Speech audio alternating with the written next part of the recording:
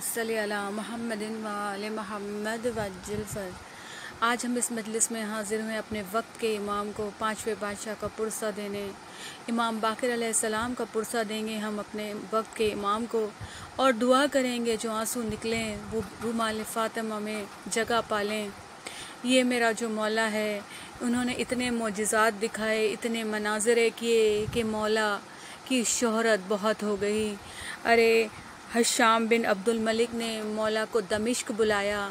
जब दमिश्क बुला लिया और मौला से पूछा क्या चाहते हैं, तो मौला ने कहा वापस मदीना जाना चाहता हूँ। अब उसने इजाज़त तो दे दी, लेकिन दिल में बुग़्ज़ व हसद रखता था कि मैं अपने इरादे में कामयाब ना हो सका। मैंने मौला को कत्ल नहीं किया और मौला ऐसे ही जा रहे हैं।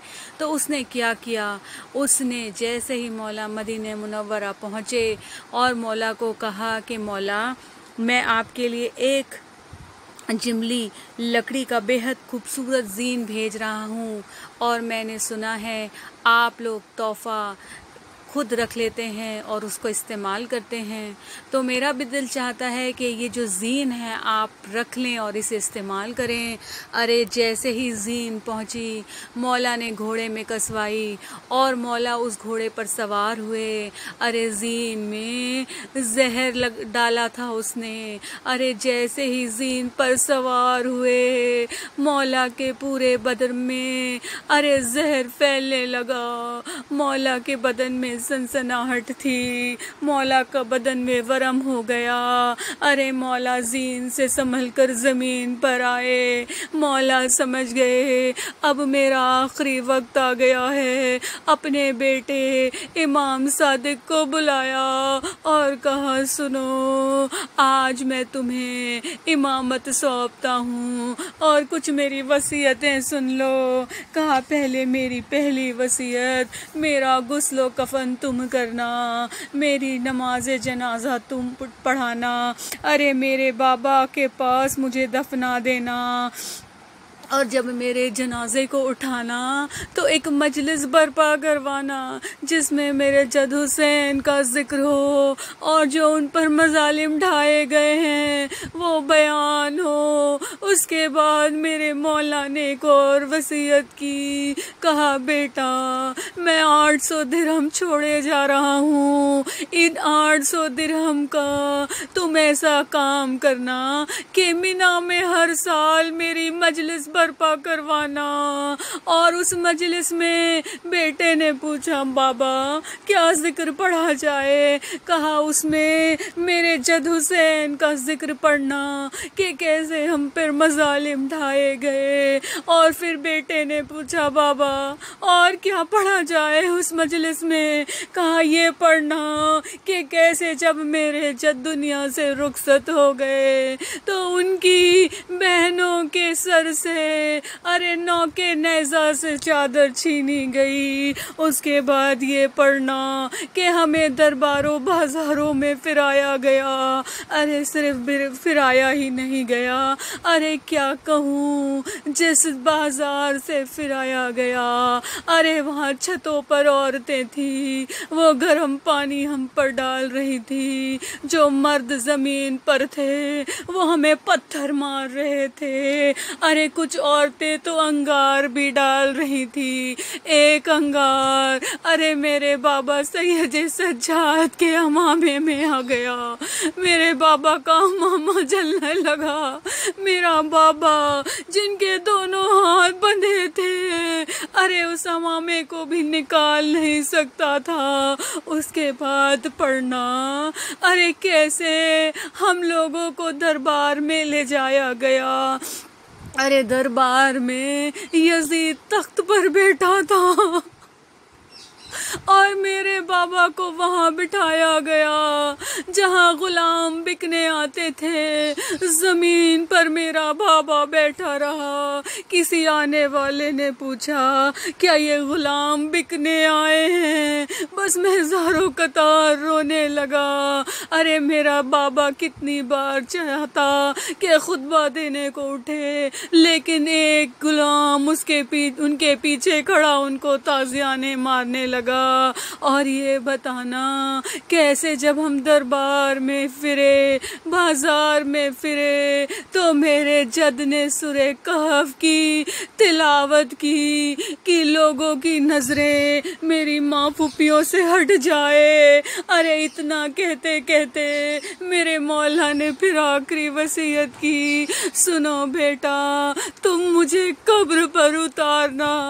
मैं कहूँगी हर बाप यही चाहता है जब दुनिया से जाए तो बेटे के कांधे पर जाए, बेटा ही कब्र पर उतारे। लेकिन मैं कहूँगी हाय करबला का वो गरीब बेटा, हमारा और आपका बीमार इमाम जब 11 मुहर्रम को अरे जब जाने लगे तो क्या देखा, बाबा का बेगोरो कफन लाशा जलती जमीन पर पड़ा था। ऐसा लगता था ज़ैनुल आबिदीन भी दुनिया को छोड़कर चले जाएंगे। अब फूफी को इमामत को बचाना था। मेरी फूफी ने क्या किया, अरे खुद को ऊंट से मुंह के बल गिरा दिया। जैसे ही फूफी अम्मा गिरी, अरे चौथे इमाम ने कहा क्या हुआ फूफी अम्मा, कहा अगर मैं अपना गिरती तो तुम दुनिया को छोड़कर चले जाते। कहा क्या करूं फूफी अम्मा, मैं कैसा बेटा हूँ, अरे मेरा बाबा जल्दी जमीन पर पड़ा है और मैं उन्हें कफन भी नहीं दे सकता। बस ये सुनना था जनाबे ज़ैनब भाई के लाशे के करीब आई, अरे लाशे का तवाफ करती जाती। बस जब तवाफ करती जाती एक बार चौथे इमाम ने कहा फूफी अम्मा बाबा के लाशे को ऐसे क्यों तवाफ कर रही हो। कहा मुझे माँ की वसीयत याद आ गई। माँ ने कहा था जब आखिरी रुखसत को हुसैन को जाना, हुसैन से जाना तो मेरी तरफ से एक बोसा दे देना। कहा मैं वो एक जगह ढूंढ रही हूँ जहाँ अपने भाई को बोसा दे दूँ।